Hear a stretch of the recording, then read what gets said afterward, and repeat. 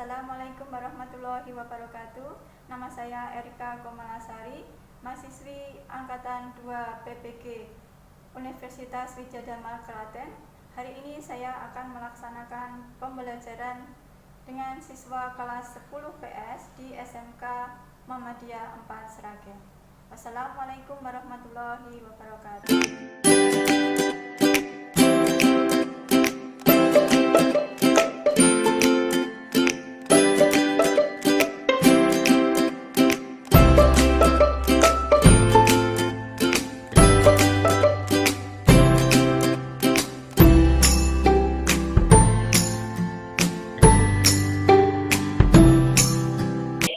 Bismillahirrahmanirrahim. Assalamualaikum warahmatullahi wabarakatuh. Waalaikumsalam warahmatullahi wabarakatuh. Ya, apa kabar aku semuanya? Alhamdulillah baik. Senang sekali pada pertemuan kali ini Ibu bisa berjumpa dengan kalian walaupun melalui daring atau Zoom ya. Baik, suara Ibu bisa terdengar dengan jelas? Bisa, Bu. Ya, bisa terdengar ya. Nah, sebelum memulai pembelajaran, tolong disiapkan dulu buku paket atau buku tulis yang bisa kalian gunakan untuk mencatat di pembelajaran kali ini ya. Sudah disiapkan? Sudah. Nah, baik, sebelum sudah siap semua ya. Baik, saya lihat juga sudah absen ya tadi ya. Saya lihat semuanya sudah hadir, sudah absen juga. Tadi sudah saya cek, sudah absen. Baik. Nah, sebelum kita mulai pembelajaran, terlebih dulu kita berdoa ya. Silakan berdoa terlebih dahulu dipimpin oleh salah satu. Yuk, berdoa dulu. Marilah kita memulai pembelajaran hari ini dengan berdoa. Berdoa mulai. A'udzubillahi minasyaitonirrajim. Bismillahirrahmanirrahim. Rabbi zidni ilma warzuqni fahma. Amin.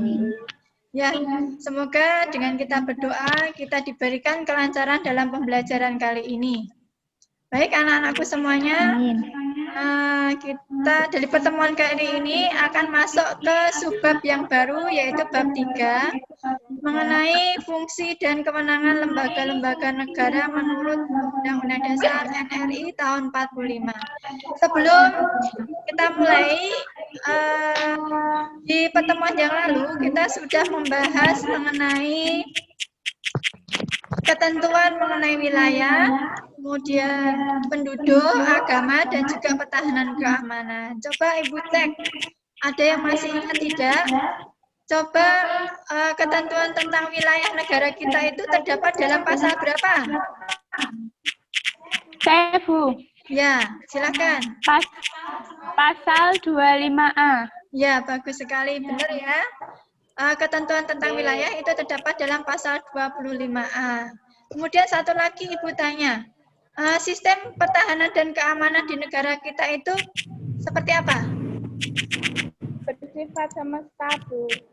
Oh iya, betul sekali Mbak Elsa. Semesta itu seperti apa maksudnya? Melibatkan seluruh warga negara, wilayah, dan sumber daya nasional lainnya. Ya, betul sekali. Terima kasih Mbak Elsa, nanti kamu dapat poin ya. Nah, jadi setelah pertemuan kemarin kita membahas mengenai negara kita akan lanjutkan membahas lebih dalam lagi tentang negara kita, yaitu mengenai sistem politik yang ada di negara kita yang meliputi suprastruktur dan infrastruktur politik. Sudah, Bu. Ya, Sudah, Bu. ya, baik. Nah, di sini sedikit kata-kata motivasi dari Ibu. Sukses tidak akan menampakkan dirinya pada orang-orang yang malas. Selamat pagi semuanya, yuk pecahkan rasa malas itu. Oke? Oke. Nah, baik. Nah, ini ya tadi kita masuk ke bab 3. Nah, kompetensi dasarnya yaitu untuk menganalisis fungsi dan kewenangan lembaga-lembaga negara menurut Undang-Undang Dasar Negara Republik Indonesia tahun 1945. Kemudian mempresentasikan hasil analisis tentang fungsi dan kewenangan lembaga-lembaga negara menurut Undang-Undang Dasar Negara Republik Indonesia tahun 45. Nah, nanti kita akan bahas submateri yang pertama, yaitu suprastruktur dan infrastruktur politik. Nah, tujuan pembelajaran yaitu nanti setelah kalian mengamati teks ataupun PPT, kamu dapat mengidentifikasikan supra dan infrastruktur politik itu dengan benar.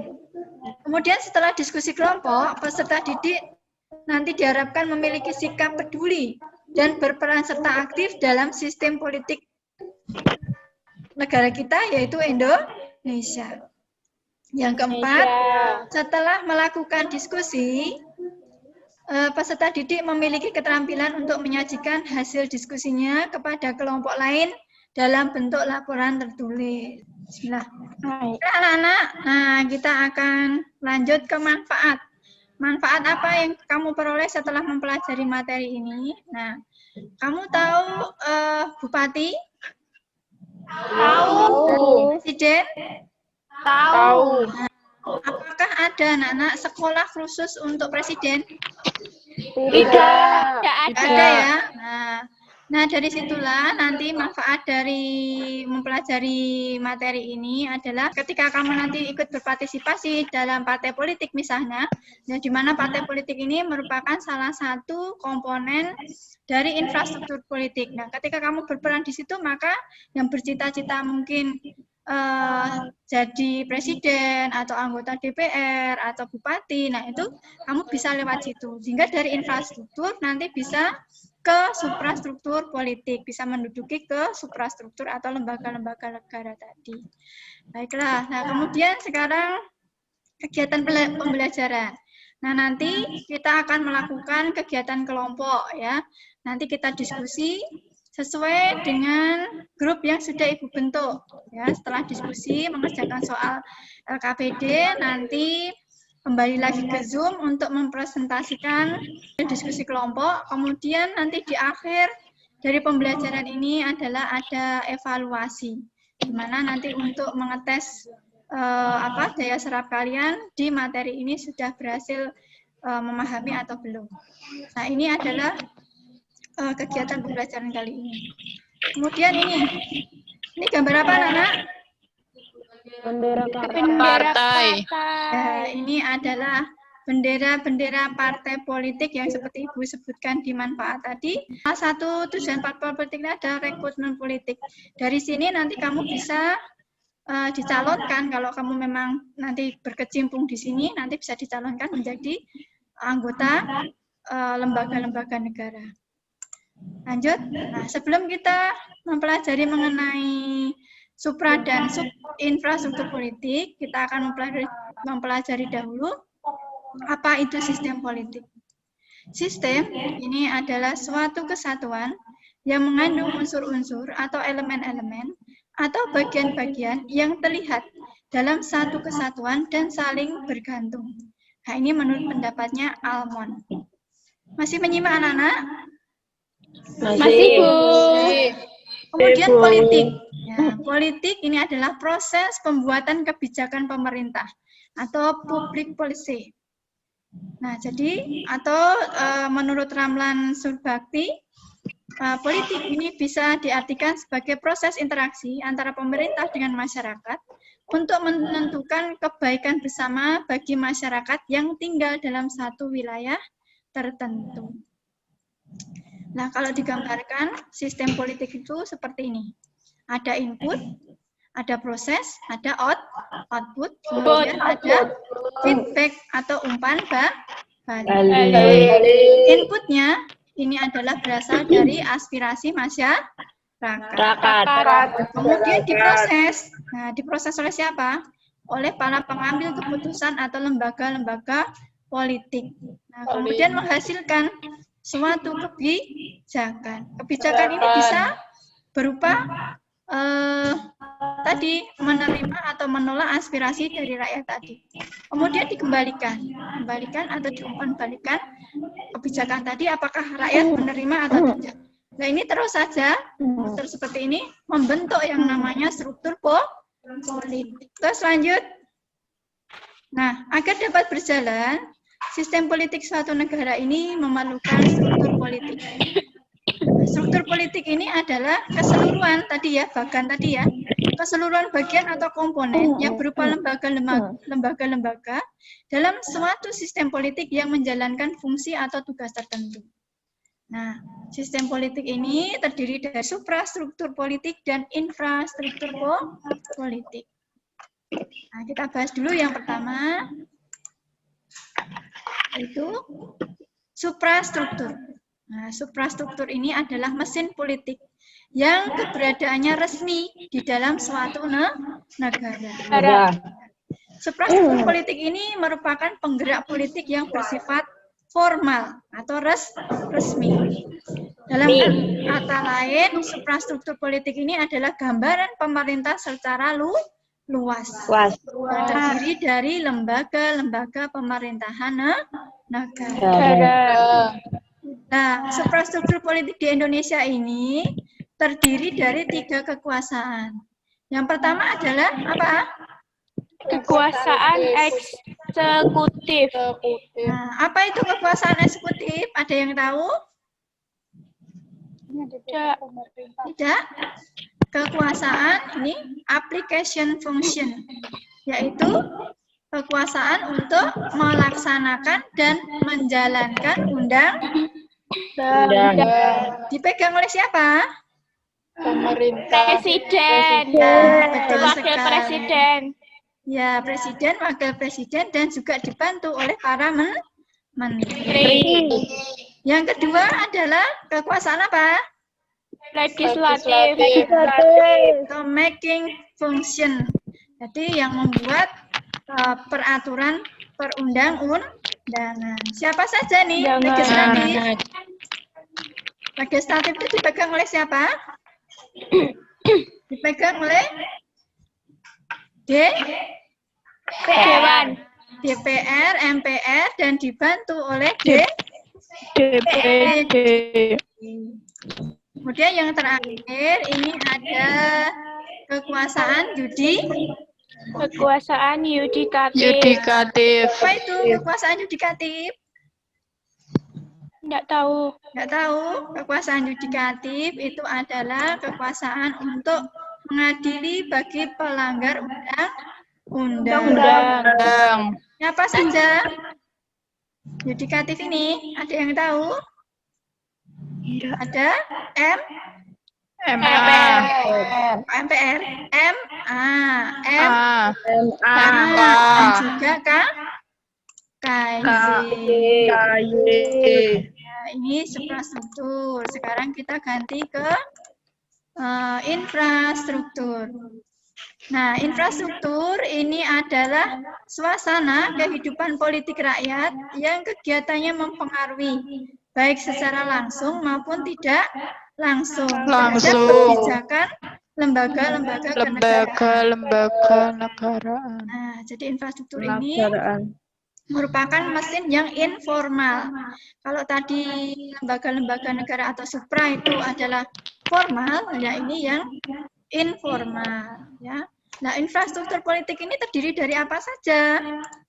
Nah, infrastruktur politik di Indonesia itu terdiri dari apa nih? Partai politik. Kelompok kepentingan. Terus Makanan. Komunikasi politik. Tokoh politik. Ya, betul sekali. Kita bahas satu persatu. Partai politik. Nah, apa itu partai politik? Partai politik ini adalah suatu organisasi politik yang dibentuk oleh kelompok warga negara secara sukarela. Indonesia secara Sukarela. Ya, partai politik ini bisa terbentuk berdasarkan kesamaan kehendak dan cita-cita serta secara kepentingan. Yang kedua apa? Interest group atau kelompok Kepentingan. Nah, kelompok ini biasanya bersedia menghimpun dan mengeluarkan dana serta tenaga untuk melaksanakan kegiatan politik yang biasanya ada di luar tugas partai. Nah, contoh dari kelompok kepentingan ini misalnya LSM, Lembaga swadaya Ya. masyarakat, disingkat LSM, serikat buruh, serikat buruh, dan lain-lain. Jadi dan kelompok ini lain-lain. memperjuangkan kepentingan kelompoknya. Nah, jadi apa yang menjadi kepentingan kelompoknya itu diperjuangkan. Contohnya lagi misalnya ada Ikatan Dokter Indonesia. Nah, itu kan memperjuangkan kepentingan dokter-dokter di Indonesia. Kemudian ada Ikatan apoteker. Nah, ini termasuk kelompok kepentingan. Kita lanjut ke kelompok penekan atau pressure group, yaitu kelompok yang memiliki tujuan untuk mengupayakan dan memperjuangkan keputusan politik berupa undang-undang atau kebijakan publik, terutama untuk mendorong agar peraturan dan kebijakan yang dibuat sesuai dengan keinginan kelompoknya. Mereka tidak segan untuk melakukan demonstrasi, bahkan aksi mogok untuk bisa mencapai tujuannya. Jadi kalau penekan ini lebih lebih keras ya, untuk supaya bisa memperjuangkan keputusannya, memperjuangkan keinginannya. Kemudian yang keempat itu adalah media komunikasi politik. Nah, media komunikasi politik. Ya, untuk menyampaikan segala informasi, baik dari pemerintah ke masyarakat atau sebaliknya dari masyarakat ke pemerintah. Yang terakhir adalah tokoh politik. Tokoh politik ini juga memberikan pengaruh terhadap kebijakan-kebijakan pemerintah. Melalui apa? Melalui pemikiran-pemikiran mereka, yaitu memberikan pandangan-pandangan kepada pemerintah sehingga bisa nanti mengubah kebijakan dari yang sudah dikeluarkan pemerintah. Nah, inilah tadi supra dan infrastruktur yang ada di Indonesia. Nah, ada yang ditanyakan? Ada, Bu. Ya, silakan. Fungsi dari sistem politik apa, Bu? Oh ya, bagus sekali pertanyaannya. Fungsi dari sistem politik ini adalah dalam sistem itu berguna untuk merumuskan kepentingan, kemudian bisa untuk memadukan kepentingan. Jadi memadukan dari apa yang diinginkan rakyat dan juga pemerintah itu dipadukan nanti menghasilkan suatu kebijakan. Kemudian fungsi pembuatan kebijakan umum, fungsi penerapan kebijakan, fungsi pengawasan, fungsi komunikasi, fungsi sosialisasi politik. Nah, demikian itu adalah fungsi dari sistem politik ya. Sudah jelas, Mbak? Sudah. Ya, sudah nggih. Nah, sekarang tugas berikutnya kalian bisa melakukan diskusi. Ya, ini soal diskusinya. Soal diskusinya ini, tuliskan peranan organisasi atau kelompok yang menjadi kekuatan infrastruktur dalam sistem politik di Indonesia. Nah, soal diskusi ini sudah saya share di Google Classroom ya. Nah, di sini kalian bisa lihat di sini di tugas ya. Nah, di sini ada soal diskusi. Dan nanti untuk bahan diskusi, tadi kalian nanti bisa mencari materi. Mencari materinya di sini sudah saya share semua untuk kamu bisa kumpulkan informasi-informasi berkenaan dengan infrastruktur tadi untuk bisa mengerjakan soal diskusi.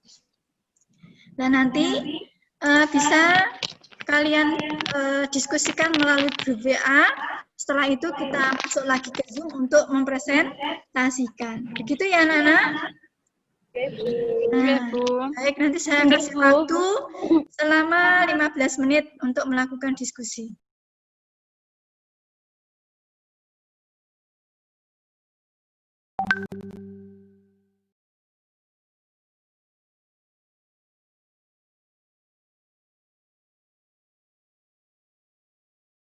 Baik,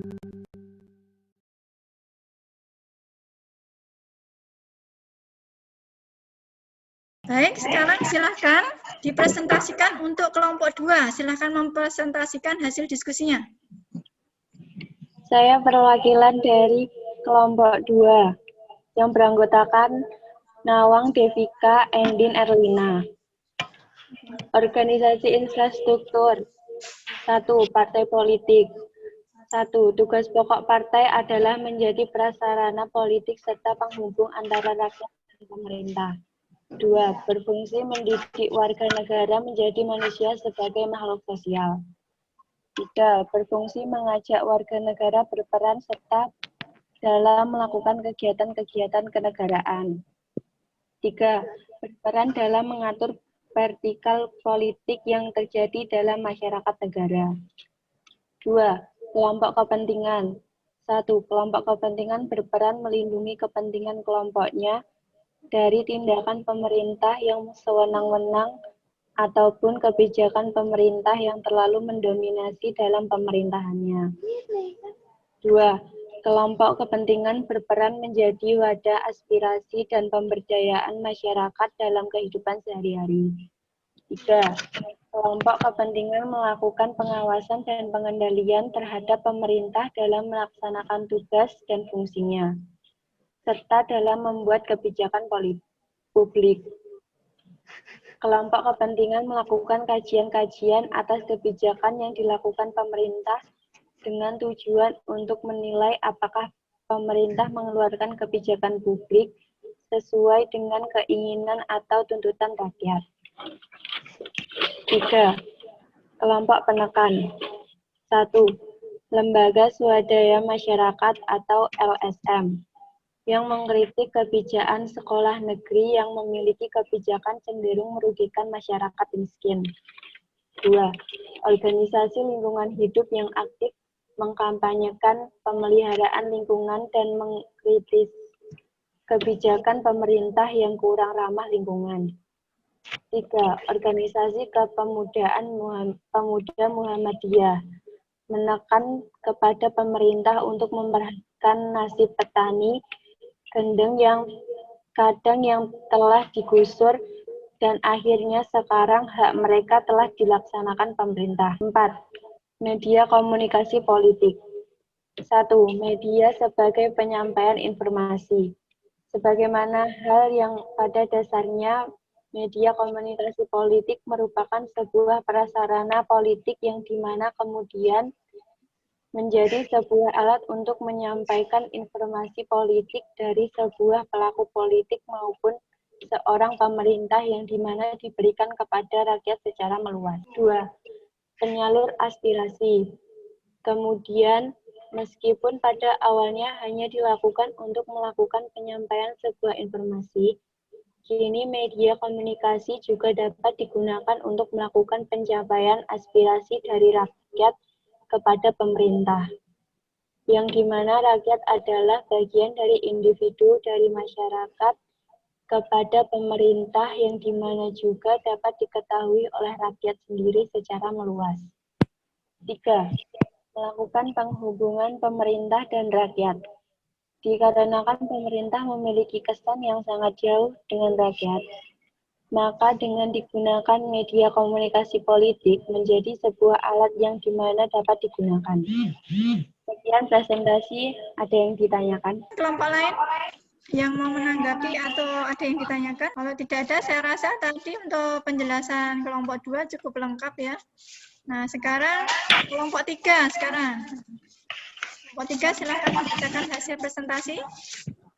Saya perwakilan dari kelompok 3 yang terdiri dari Ayu, Eka, Nadia, Dinda, Puput. Peran dari partai politik. Tujuan dibentuknya sebuah partai adalah untuk memperoleh kekuasaan politik dan merebut kedudukan politik dengan cara yang biasanya konstitusional, yang mana kekuasaan itu partai politik dapat melaksanakan program-program serta kebijakan-kebijakan mereka. Misalnya, dengan mengikuti pemilu legislatif Di samping itu juga dengan cara ilegal, seperti melakukan subversif, revolusi, atau kudeta. Kelompok kepentingan. Kelompok kepentingan bertujuan untuk memperjuangkan sesuatu kepentingan dengan mempengaruhi lembaga-lembaga politik agar mendapatkan keputusan yang menguntungkan atau menghindarkan keputusan yang merugikan. Kelompok kepentingan tidak berusaha untuk menempatkan wakil-wakilnya dalam Dewan Perwakilan Rakyat, melainkan cukup mempengaruhi satu atau beberapa partai di dalamnya atau instansi yang berwenang maupun menteri yang berwenang. C. Kelompok penekan. Kelompok penekan merupakan sekelompok manusia yang berbentuk lembaga kemasyarakatan dengan aktivitas atau kegiatan memberikan tekanan kepada pihak penguasa agar keinginannya dapat diakomodasi oleh pemegang kekuasaan. Contohnya lembaga swadaya masyarakat peduli nasib petani dan lembaga swadaya masyarakat penolong korban gempa. LSM anti korupsi seperti ICW. Pada mulanya kegiatan kelompok-kelompok ini biasa-biasa saja. Namun perkembangan situasi dan kondisi mengubahnya menjadi Besurek Group. D. Media massa atau pers. Fungsi pers. 1. Sebagai pelaku media informasi. 2. Fungsi pendidikan. 3. Fungsi hiburan. 4. Fungsi kontrol sosial. Ya. Dan ada tanggapan dari kelompok lain? Untuk kelompok 3? Ada yang ditanyakan? Tidak, Bu. Tidak. Ada, baiklah. Dari serangkaian diskusi yang sudah kita lakukan, baik dari kelompok 1, 2, 3, nah, kita bisa menyimpulkan kira-kira apa toh hasil dari diskusi yang kita diskusikan kali ini. Ada yang bisa menyimpulkan? Saya, Bu. Ya, silakan Mbak apa nih? Aprilia. Oh ya, Mbak Aprilia, silakan. Apa kesimpulan dari diskusi hari ini? Infrastruktur terdiri dari partai politik. 1. Partai politik. 2. Kelompok kepentingan. 3. Kelompok penekan. Penekan, ya. 4. Media komunikasi politik. Ya. Ada lagi kesimpulan lainnya? Perannya apa masing-masing dari kelompok itu tadi? Peran partai politik. Ya. 1. Prasarana politik. 2. Mendidik warga negara. Ya. 3. Mengajak warga negara berperan serta dalam sistem politik. Ya. Mengatur pertikaian politik. Ya. 2. Kelompok kepentingan. 1. Berperan melindungi kepentingan kelompok. 2. Sebagai wadah aspirasi. 3. Melawan pengawasan terhadap pemerintah. 4. Melakukan kajian-kajian kebijakan. Ya, melakukan kajian-kajian terhadap kebijakan pemerintah mungkin ya maksudnya. Ya. 3. Kelompok penekan. 1. Contohnya LSM yang mengkritik kebijakan pemerintah. 2. LSM lingkungan hidup mengkampanyekan pemeliharaan lingkungan. 4. Media komunikasi politik. 1. Sebagai penyampaian informasi. 2. Penyalur aspirasi. 3. Sebagai penghubung pemerintah dan rakyat. Ya, jadi kesimpulannya tadi kalian sudah bisa mengenal ya peran dari masing-masing infrastruktur politik tadi ya, kelompok kepentingan itu tadi untuk melindungi kepentingan kelompok sebagai wadah aspirasi, kemudian untuk pengawasan, kemudian kelompok penekan itu adalah perannya itu memberikan tekanan kepada pemerintah, kemudian yang ketiga itu media komunikasi itu sebagai penyampaian aspirasi dan juga melakukan hubungan antara pemerintah dengan rakyat sebagai sarana komunikasi untuk melakukan hubungan pemerintah dan rakyat. Kemudian yang terakhir adalah partai politik, itu tugasnya atau fungsinya, perannya sebagai sarana komunikasi politik, kemudian sebagai sosialisasi politik, sarana rekrutmen, pengatur Pertikaian politik. ya, untuk mengatur konflik atau pertikaian politik ya, dan juga untuk sarana pembuatan kebijakan. Sudah paham ya apa itu peran dari infrastruktur politik setelah diskusi? Sudah, Bu. Ya. Nah, untuk mengetes apakah kalian sudah paham betul atau belum, nanti kalian bisa mengerjakan soal evaluasi ya. Kalian nanti bisa masuk di Google Classroom, kemudian nanti bisa kamu klik di tugas. Nah, di situ ada 10 soal yang bisa kalian langsung kerjakan. Oh iya, tadi dari hasil diskusi, ini hasilnya sudah Ibu terima semua. Dan saya mau memberikan apresiasi kepada kelompok 2 karena sudah berhasil menjawab dengan secara lengkap dan benar. Tepuk tangan dulu untuk kelompok 2. Terima kasih atas diskusinya ya, walaupun dengan media WA, tapi kalian sudah berhasil melakukan diskusi dengan baik. Sekarang dikerjakan dulu evaluasinya, kemudian saya kasih waktu 5 menit. Silakan dibuka, sudah saya kirim di WA linknya. Sudah? Sudah. Ya, baik, ini langsung saya lihat hasilnya. Ya, ternyata hasilnya tidak mengecewakan, berarti kalian sudah bisa menyerap apa yang sudah saya sampaikan ya.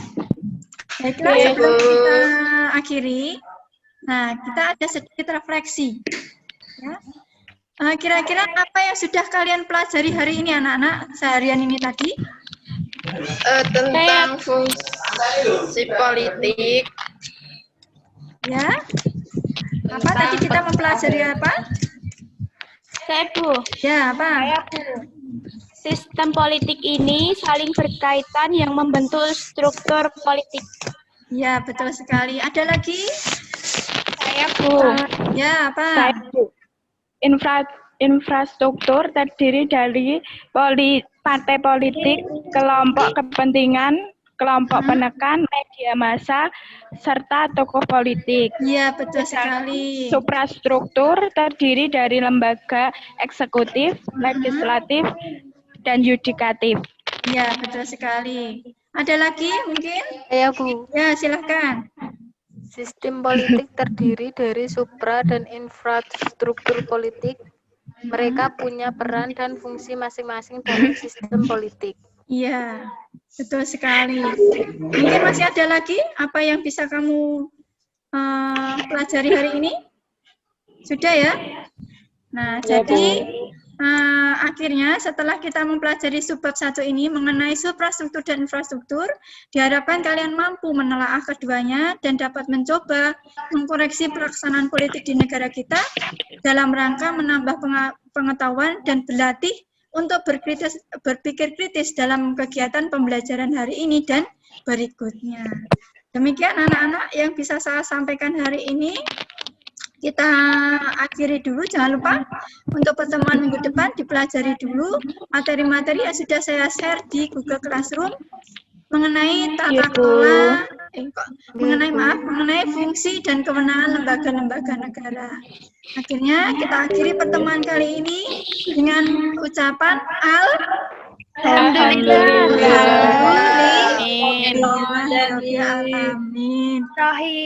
Selamat pagi, selamat mengikuti pelajaran berikutnya. Tetap semangat. Wassalamualaikum warahmatullahi wabarakatuh.